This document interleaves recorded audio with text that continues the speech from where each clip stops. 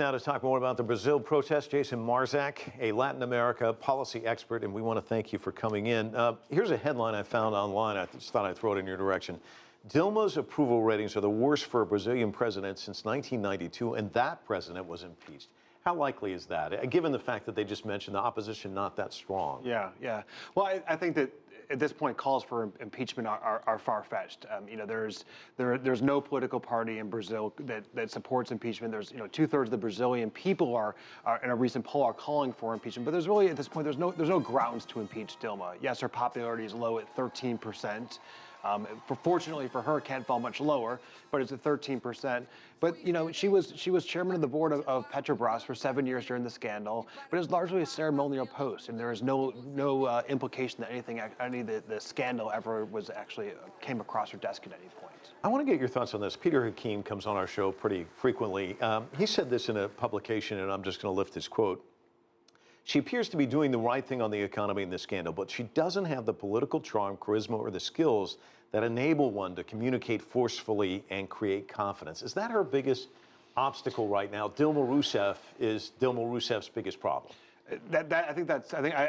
Peter is a good friend, and I agree completely on that. She is a horrible communicator. Unlike Lula, she's a technocrat who came into office, because she was basically chosen as Lula's successor, but she doesn't really know how to communicate. She doesn't know how to manage in times of crisis. She put forward a package of anti-corruption measures. It was too little and it was too late. How does she overcome that? Because that's something you can't undress who you are.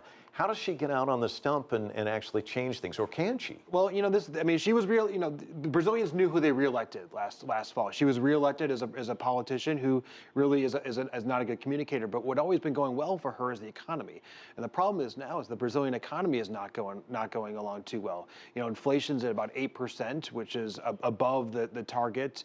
1% recession forecast for this year. The real, the Brazilian currency, has fallen about 46% against the dollar since last July. So her strong suit, which has always been the economy and maintaining the robust Brazilian economic growth the last 4 years, that's slightly starting to fall off the wagon a little bit. So what she needs to do is she needs to get the economy thriving again, and that will help to give her greater support. Let me steal a word you just used, robust, because it's interesting. We look at these numbers this weekend, and they're huge, but not as robust as the last go round. And there was the person in the report we just heard who said that the opposition's just not that strong.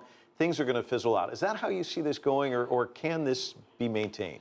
Well, I think that the protests will continue. Brazil is a very different country as well, with 70 million Brazilians entering the middle class in the last decade. So it's a country where these types of demands, anti-corruption demands, these are very much middle class demands of an increasingly middle class society. And so I see these protests as continuing, probably not to the scale of what they were last month, unless, and this is a big unless there are new revelations in the Petrobras scandal that come closer to implicating Dilma, or if the politicians that are currently being investigated, if there's some type of lag in the investigation that really causes greater concern among the public that there's something odd going on behind the scenes.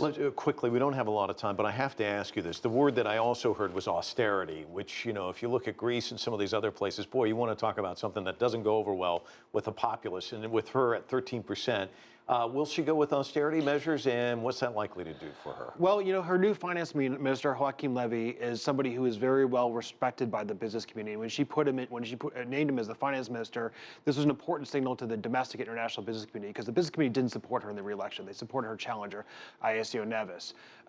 But he is coming in with, and he said that that there are some measures that Brazil needs to take to get the books back in order.